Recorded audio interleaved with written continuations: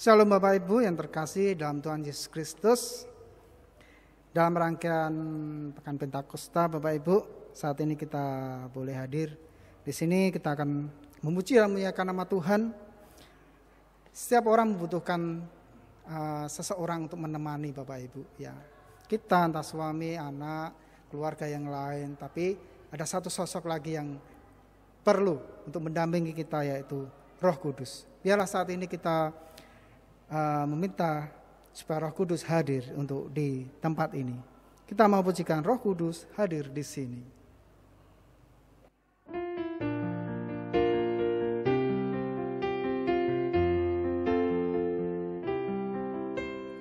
Roh Kudus hadir di sini, mengalir di bait suci. Perkara ajaib pun terjadi, kuasa mujizat nyata, karena Roh Allah sedang bekerja. Tiada yang mustahil dan tiada yang sukar bila Roh Allah turut bekerja. Tiada yang mustahil bagi orang percaya bila Roh Allah turut bekerja di antara kita.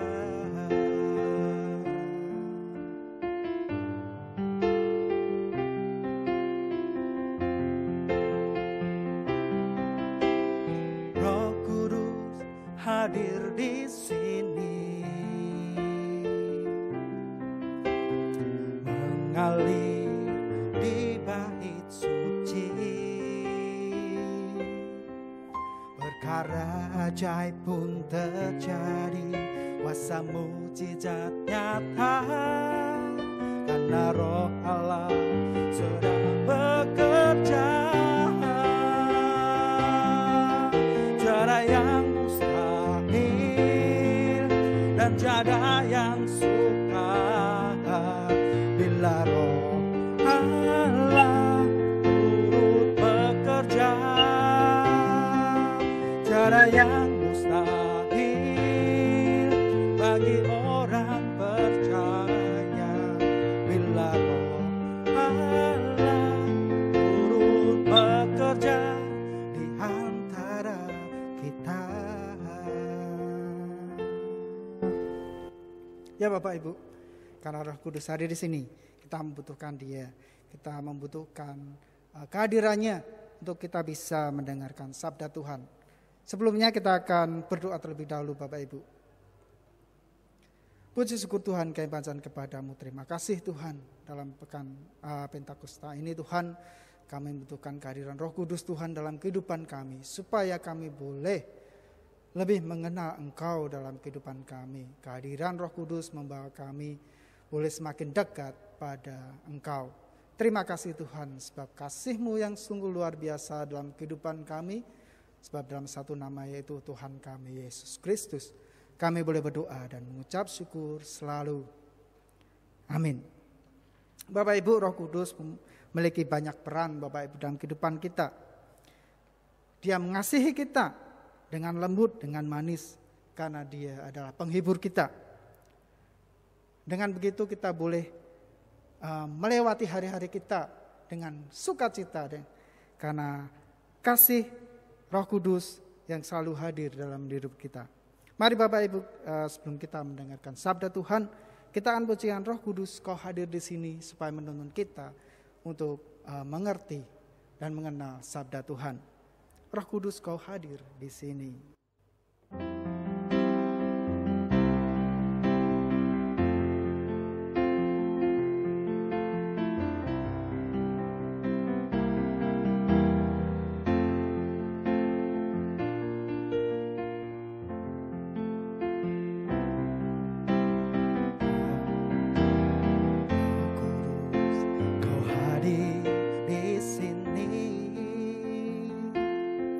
Roh Kudus,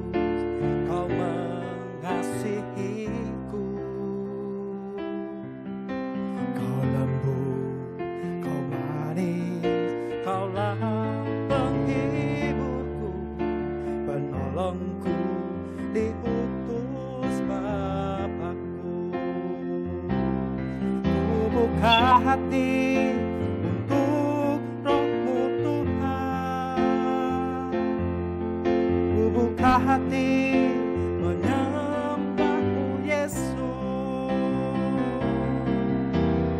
Jamahlah kami, penuhi kami dengan kuasa Allah Maha Tinggi.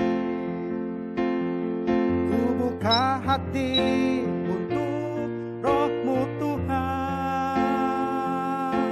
Ku buka hati menyembah-Mu Yesus. Jamahlah kami, penuhi kami dengan kuasa Allah Maha Tinggi.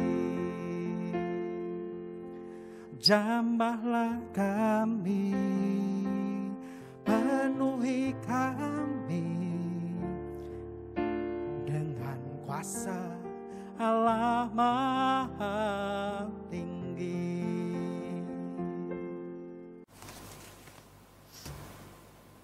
Iya, selamat berjumpa kembali untuk acara kita yaitu Pekan Pentakosta ya.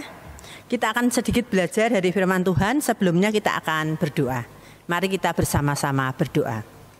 Bapa yang di surga, berkati Tuhan, kami datang kepadamu mengucapkan puji syukur dan terima kasih karena penyertaan Tuhan yang luar biasa buat kami. Sampai dengan saat ini Tuhan, kami boleh duduk diam untuk mendengarkan ataupun untuk belajar sebagian dari firman-Mu di dalam rangka Hari Pentakosta ataupun Pekan Pentakosta. Oh Tuhan, biar Engkau sendiri yang membukakan hati dan pikiran kami supaya kami boleh belajar akan firman Tuhan dan boleh kami lakukan dalam kehidupan kami. Dan kuasailah hamba-Mu yang kurang sempurna ini hanya berlindung di dalam Roh Kudus-Mu Tuhan, Engkau mampukan kami. Hanya dalam nama Tuhan Yesus kami berdoa dan mengucap syukur. Amin. Bacaan kita terambil dari Yohanes 14 ayat 1 sampai dengan 14. Saya bacakan Yohanes 14 ayat 1 sampai dengan 14. Janganlah gelisah hatimu, percayalah kepada Allah, percayalah juga kepadaku. Di rumah Bapakku banyak tempat tinggal. Jika tidak demikian, tentu aku mengatakannya kepadamu, sebab aku pergi ke situ untuk menyediakan tempat bagimu. Dan apabila aku telah pergi ke situ dan telah menyediakan tempat bagimu, aku akan datang kembali dan membawa kamu ke tempatku, supaya di tempat di mana aku berada, kamu pun berada. Dan kemana aku pergi, kamu tahu jalan ke situ. Kata Thomas kepadanya, Tuhan, kami tidak tahu kemana Engkau pergi. Jadi bagaimana kami tahu jalan ke situ? Kata Yesus kepadanya, akulah jalan dan kebenaran dan hidup. Tidak ada seorang pun yang datang kepada Bapa kalau tidak melalui aku. Sekiranya kamu mengenal aku, pasti kamu juga mengenal Bapakku. Sekarang ini kamu mengenal Dia dan kamu telah melihat Dia. Kata Filipus kepadanya, Tuhan, tunjukkanlah Bapa itu kepada kami. Itu sudah cukup bagi kami. Kata Yesus kepadanya, telah sekian lama aku bersama-sama kamu, Filipus, namun engkau tidak mengenal aku. Barang siapa telah melihat aku, ia telah melihat Bapa. Bagaimana engkau berkata, tunjukkanlah Bapa itu kepada kami? Tidak percayakah engkau bahwa aku di dalam Bapa dan Bapa di dalam aku? Apa yang aku katakan kepadamu, tidak aku katakan dari diriku sendiri, tetapi Bapa yang diam di dalam aku. Dialah yang melakukan pekerjaannya. Percayalah kepadaku bahwa aku di dalam Bapa dan Bapa di dalam aku. Atau setidak-tidaknya percayalah karena pekerjaan-pekerjaan itu sendiri. Aku berkata kepadamu, sesungguhnya barang siapa percaya kepadaku, ia akan melakukan juga pekerjaan-pekerjaan yang aku lakukan, bahkan pekerjaan-pekerjaan yang lebih besar daripada itu. Sebab aku pergi kepada Bapa, dan apa juga yang kamu minta dalam namaku, aku akan melakukannya, supaya Bapa dipermuliakan di dalam Anak. Jika kamu meminta sesuatu kepadaku dalam namaku, aku akan melakukannya. Demikianlah firman Tuhan yang boleh kita baca, dan kita akan merenungkan, belajar apa yang harus kita dapatkan, apa yang kita dapatkan dan kita lakukan dalam kehidupan kita. Ternyata keadaan ketakutan ataupun was-was di dalam diri murid-murid itu masih ada. Kalau kemarin-kemarin itu di dalam penampakan kepada murid-murid itu ternyata murid-murid semakin yakin dan semakin yakin. Nah, ini Tuhan Yesus yang mau naik ke surga, Tuhan Yesus yang meninggalkan murid-muridnya, ternyata ada kegalauan di dalam kehidupan ataupun di dalam hati murid-murid. Ya, di situ diperlihatkan dengan kejadian Thomas dan Filipus. Ya, mereka bingung. Ya, jalannya mana?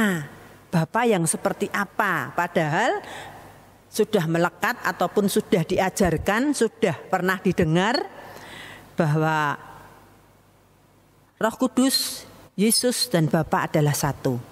Nah, di sini pun tidak akan terlepas juga seperti kita, ya. Kita pernah mendengar dan kita pernah melihat, kita pun juga pernah menyaksikannya dalam kehidupan kita. Kadang-kadang juga kita merasa ketakutan, ya, was-was dalam kehidupan kita. Apalagi dalam keadaan pandemi seperti saat ini, ya, was-was dalam kehidupan itu pasti ada, ya. Tuhan Yesus yang naik ke surga dan meninggalkan murid-muridnya, ternyata murid-muridnya galau. Ya, apa yang harus dia lakukan? Apa yang harus dia jalankan? Nah, ternyata jalan itu adalah Yesus sendiri. Dan Bapa pun, Yesus pun mengatakan bahwa dia akan kembali. Dia menyediakan tempat. Dia bersama-sama kembali dengan murid-muridnya dalam wujud Roh Kudus yang akan menyertai. Ya, nah. Ternyata dalam kehidupan itu kita harus bisa juga mengambil resiko, ya. Apa yang harus kita lakukan dalam ketakutan ini? Apakah takut dan takut terus? Tidak berani melangkah? Tidak, ya. Nah, ternyata kita harus berani mengambil resiko untuk menghadapi kehidupan ini. Kalau murid-muridnya was-was, merasa ketakutan, ternyata ada penghibur yang luar biasa. Kita mengenal akan Yesus tidak hanya sehari dua hari, pengalaman kita juga tidak sehari dua hari, tetapi kita bisa merasakannya dalam kehidupan selama hidup kita mengenal Yesus. Ya, di dalam kehidupan kita banyak sekali jatuh bangun, di dalam kehidupan kita menghadapi segala tantangan yang ada. Tetapi kita harus menghadapi kehidupan tersebut. Ya, kita harus berani menanggung risiko apa yang harus kita lakukan kalau memang ini harus terjadi. Ditinggalkan oleh Yesus naik ke surga. Lalu aku mau bagaimana? Nah, ternyata contohnya banyak, ya. Ya, memang harus menjalani kehidupan ini. Ya, murid-muridnya yang kemarin tuh ada yang kembali untuk menjalankan kehidupan mereka, menjala ikan, ya. Mereka juga kembali, tetapi ternyata walaupun dalam kegalauan, Yesus ternyata menguatkan. Ya, Yesus menguatkan murid-murid. Dan ternyata terbukti, ya, sampai nanti akan turunnya Roh Kudus dalam diri Petrus, ya. Itu Tuhan memberikan kekuatan-kekuatan yang luar biasa. Nah, kita pun juga bisa melihat kalau kita tidak menjalani akan kehidupan ini dengan resiko yang ada, kita tidak akan merasakan akan berkat Tuhan, pertolongan Tuhan, ya. Kalau seseorang itu divonis kamu sakitnya A, ternyata kamu harus operasi, kamu harus menjalani ini, kamu harus menjalani ini, melakukan tes ini, melakukan lab ini. Tetapi kalau kita merasa was-was dan takut, ya, wah nanti penyakitku gini, aku ndak mampu, aku ndak bisa, biayanya bagaimana, ya. Itu memang ketakutan yang ada, tetapi memang kita harus mengambil resiko, ya. Kalau orang bilang, kamu nggak usah operasi, kamu nggak usah gini, nanti malah gini gitu ya. Nah ternyata memang itu harus kita lakukan ya, kita jalani dalam kehidupan kita. Kalau kita tidak bisa masuk di dalam keadaan seperti itu, bagaimana kita bisa merasakan akan berkat dan pimpinan tangan Tuhan ya. Nah ternyata apa yang harus kita jalani pada saat ini itu memang harus ya, wah nanti besoknya kalau pandeminya tidak berhenti bagaimana? Ternyata kita bisa menjalaninya ya. Resikonya apa ya, kita mungkin keekonomian kita naik turun ya, ke relasi dengan seseorang ataupun dengan kolega kita juga mungkin terbatas. Ternyata luar biasa ya, Tuhan memberikan jalan yang luar biasa. Jadi pada saat-saat penantian seperti ini, murid-muridnya memang harus ada kekuatan. Ya ternyata Tuhan memberikan. Tuhan menyatakan bahwa akulah jalan tersebut, bahwa akulah Bapa dan aku itu adalah satu. Jadi tidak usah bingung Bapa itu yang seperti apa ya. Murid-muridnya sampai lupa ya, sampai nggak ingat bahwa Yesus dan Bapa adalah satu. Karena apa? Ketakutan ya. Tetapi kalau kita bisa melihat dengan hati yang jernih dan kita mau melakukan apa yang harus kita lakukan dalam kehidupan kita, kita akan merasakan akan berkat Tuhan tersebut. Ya, seperti pada saatnya nanti murid-murid Tuhan Yesus yang sudah akan diutus di sini juga mengatakan bahwa akan melakukan pekerjaan-pekerjaan yang luar biasa. Ya, ternyata memang betul. Ya, di dalam ketakutan tersebut ternyata Tuhan sudah mempersiapkan, Tuhan sudah memberikan pimpinan-pimpinan. Dan ternyata luar biasa, Roh Kudus turun untuk memberikan kekuatan kepada murid-muridnya. Ya, kita jangan takut untuk menghadapi segala persoalan yang ada dalam kehidupan kita. Kita harus berani mengambil resiko dalam kehidupan kita, karena Tuhan akan memberikan jalan, Tuhan akan memberikan pertolongan. Ya, jadi janganlah kita terus bimbang dan kita terus ragu tanpa mau menjalani. Kalau kita tidak menjalaninya, kita tidak akan menemukan sesuatu. Kalau kita tidak merasakannya, kita tidak akan bisa menemukan sesuatu. Tuhan mau apa buat saya?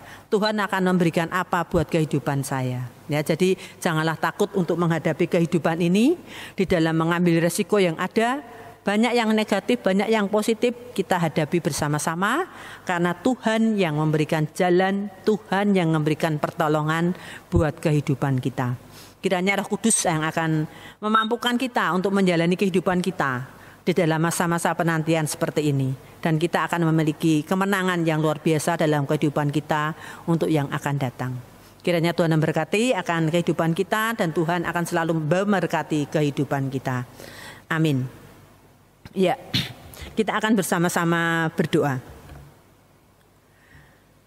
Bapa yang di surga, pada saat ini Tuhan kami datang kembali kepadamu. Terima kasih untuk firman-Mu Tuhan. Biarlah kami boleh memegang akan firman Tuhan. Janji Tuhan yang luar biasa dalam kehidupan kami. Karena Engkau akan memberikan suatu pertolongan yang luar biasa. Engkau meninggalkan kami, Engkau mempersiapkan buat kami tempat maupun jalan maupun pertolongan buat kami. Sehingga Engkau akan memampukan kami Tuhan untuk menjalani kehidupan kami di masa-masa yang akan datang. Janganlah ketakutan menjadikan penghambat kepada kami, tetapi biarlah ketakutan yang ada itu boleh mendorong kami untuk mengambil resiko yang ada, karena Tuhan yang akan selalu memampukan kami dan memberikan jalan keluar yang luar biasa buat kehidupan kami, supaya keimanan kami Tuhan boleh semakin dibangun dan semakin dibangun. Dan Tuhan biarlah keimanan kami yang pada saat ini sudah mulai pulih Tuhan untuk bisa berjemaat dan boleh mengucap syukur Tuhan untuk segala rintangan-rintangan pandemi yang boleh kami lampaui pada saat ini, boleh memberikan sedikit kelegaan. Tetapi biarlah Tuhan, Engkau sendiri yang memimpin kami tetap berdisiplin untuk menjalani protokol kesehatan.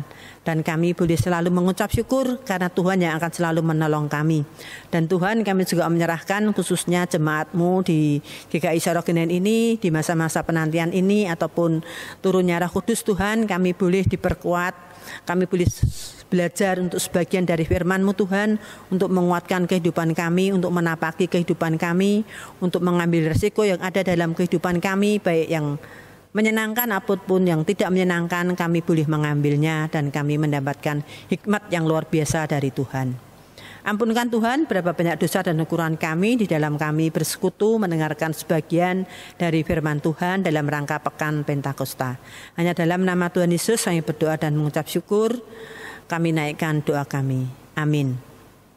Sampai berjumpa untuk pertemuan yang akan datang. Tuhan memberkati kita semua. Amin.